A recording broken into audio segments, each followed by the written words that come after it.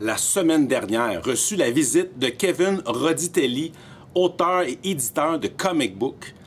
Puis, il a laissé des choses pour toi avant de t'en parler. Par contre, j'ai eu un cadeau de la part d'Athéna, une jeune lectrice qui adore les bandes dessinées jeunesse, petits poilus. C'est en fait une merveilleuse BD pour les tout-petits.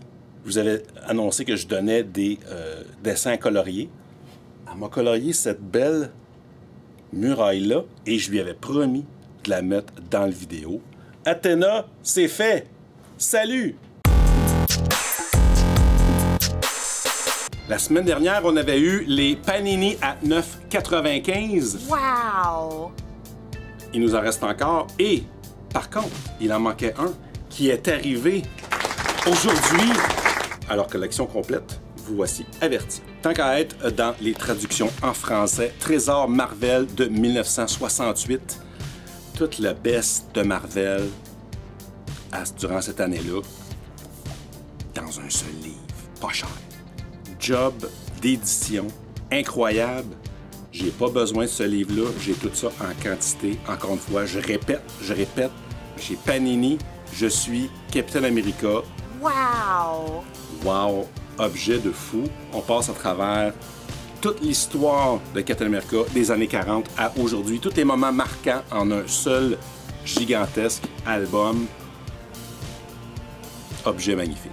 Côté américain, digne de mention, Deathstroke repart une nouvelle série, ça fait un certain temps. Berserker, on a le numéro 5 cette semaine, le recueil des les 4 premiers en un seul album. C'est pas le nouveau, c'est pas le 5, c'est le 2 en 3e impression.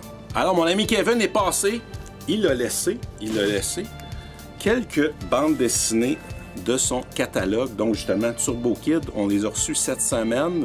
Turbo Kid, ça fait bizarre, on les avait eu en français là, quand même quelques années. Puis là, on les a en anglais avec plusieurs couvertures disponibles. Si tu regardes les photos sur Facebook, tu vas voir ça. Mais Kevin nous a amené ça de son catalogue, dont sa BD à lui, Freak Snow, le numéro 1. Signé par son lui-même. Je sais pas si on le voit. Signé par lui-même. Alors, on va jouer un petit jeu. Il a dit, donne à tes clients, fais ce que tu veux, Jean. Ben, c'est ça qu'on va faire. Vu qu'on n'a pas beaucoup, je donnerai pas ça au premier arrivé, premier servi, comme je fais quelques fois. Vous allez faire comme un agent secret. Qui va arriver, on va jaser, on va prendre sa réserve, on va arriver à la caisse, on va payer. Puis là, tu vas faire comme James Bond, puis tu vas demander, est-ce que Kevin m'a laissé quelque chose? Puis là, je vais te montrer qu'est-ce qui me reste en main et tu choisiras une copie qui sera complètement gratuite. Merci, Kevin. Alors, n'oublie pas, hâte de voir tes talents d'acteur.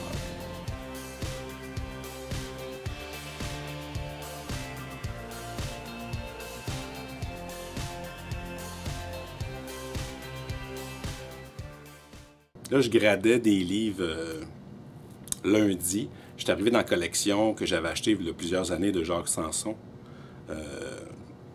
Enseignant en cinéma et BD.